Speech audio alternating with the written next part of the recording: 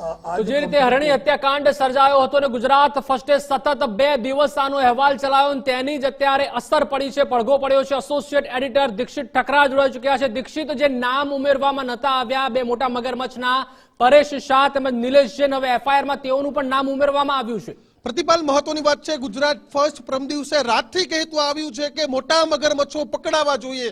તેમાં ગુજરાત ફર્સ્ટે સતત એક પડકાર કર્યો હતો કે શા માટે પરેશ શાહનું નામ નહીં। સૌથી મોટો વચેટિયો હતો, તેના ધક્કા હતા। ગઈકાલે જ અમે આ વિઝ્યુઅલ બતાવતા હતા, હવે ફરીથી બતાવે છે કે ગઈકાલથી જ ગુજરાત ફર્સ્ટ કહેતું હતું કે પરેશ શાહ જેવા મોટા માથાઓના નામ એફઆઈઆરમાં દાખલ થવા જોઈએ। અને હવે ગુજરાત ફર્સ્ટની અહેવાલની અસર છે તે આવી છે, પરંતુ હજુ પણ કહી દઈએ કે અમારી લડત છે તે ચાલુ રહેશે, કારણ કે ફક્ત પરેશ શાહ જ નહીં, આનું નામ આવવું જ જોઈએ તે ગુજરાત ફર્સ્ટની માંગ હતી, પરંતુ હજુ પણ અમે કહીએ છીએ કે મોટા મગરમચ્છોના નામ બાકી છે, કારણ કે કેટલાય મોટા મગરમચ્છો છે, સીધી જ ઇન્વોલ્વમેન્ટ છે તે ત્યાંના કમિશનર છે તેનું પણ છે, તે સહિતના અધિકારીઓનું છે। અધિકારીઓના નામ હજુ સુધી નથી આવ્યા, ત્યારે શા માટે અધિકારીઓને બાકાત રાખવામાં આવ્યા છે તે ખબર નહીં, પરંતુ મહત્વની વાત એ સૌથી મોટી ગુજરાત ફર્સ્ટને અહેવાલની અસર કે પરેશ શાહનું નામ રહી રહીને પણ દાખલ થયું છે।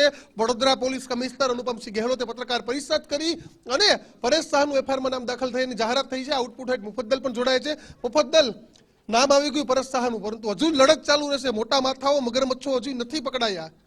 બિલકુલ, જે હરણીકાંડના હતભાગીઓ છે એની સાથે ગુજરાત ફર્સ્ટ પહેલી ક્ષણથી ગુજરાત ફર્સ્ટે નક્કી કર્યું હતું કે આ વખતે એક પણ મગરમચ્છ બચી ન જાય, અને અંતે જ્યારે ઈરાદામાં દમ હતો ત્યારે એના પડઘા પડવાની શરૂઆત થઈ ગઈ છે। અને અમને પૂરો ભરોસો છે કે આગળ પણ હજુ જે જવાબદાર પાપીઓ છે આના, એ તમામના નામ એફઆઈઆરમાં એડ થશે। પરેશ શાહ કે જેણે પોતાના પરિવારના સભ્યોના નામે કોન્ટ્રાક્ટ લીધા હતા, પણ ત્યાં હરણી લેક ઝોનમાં કોનું ચાલે છે એમ પૂછો એટલે પેલું નામ પરેશ શાહનું આવે, અને જ્યારે આ દુર્ઘટના બની ત્યારે તમાશો જોવા માટે પણ પરેશ ત્યાં પહોંચી ગયો હતો।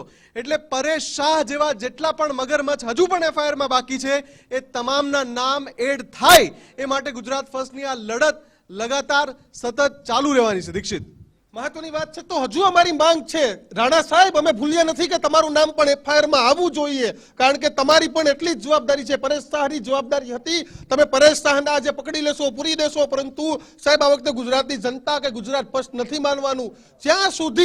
જ્યાં સુધી તમામ જે આરોપીઓ છે, દોષિતો છે, જ્યાં સુધી આ 12 બાળકો ને 2 શિક્ષિકાનો ન્યાય નહીં અપાવીએ ત્યાં સુધી અમે પણ સાથ નહીં બેસીએ। વડોદરા પોલીસનું આ સારું પગલું છે, તેને અમે કહીએ છીએ કે પરેશ શાહનું નામ એફઆઈઆરમાં હોવું જોઈએ। 24 કલાક મોડું, જોકે બ્રહ્મદી રાત્રે જ એફઆઈઆરમાં નામ દાખલ થઈ જવાનું હતું, જોકે બ્રહ્મદી રાત્રે તો એટલા ધમપછાડા મુફદ્દલ કર્યા કે આરોપીઓના જે મૃતક હતા તેના નામ નાખી દીધા, પરંતુ હવે ટ્રેક પર આવી રહ્યા છે, પરંતુ મોટા માથા પકડાય મુફદ્દલ એ ખૂબ જરૂરી છે, કારણ કે હજુ મોટા માથાઓના અધિકારીઓના નામ ક્યાં છે। મોરબી કાંડ પછી સીએમ ગુજરાતે કહ્યું હતું કે તમામ અધિકારીઓની જવાબદારી ફિટ કરો। ભૂપેન્દ્રભાઈ મૃદુ મક્કમ છે, પરંતુ પ્રમ દિવસે રાત્રે તો ગેરમાર્ગે દોરવાનો પ્રયત્ન અધિકારીઓની ફૂજે ખૂબ જ કર્યો। એટલે આમાં જે સૌથી મોટો વાંક છે એ સિસ્ટમનો છે। સિસ્ટમ છે ને એ સીએમઓના આદેશને પણ ગોળીને પી જાય એવું ઘણીવાર ફલિત થયું છે, અને અહીંયા પણ એ જ છે। આખો હરણીકાંડ સર્જાયો શું કામ?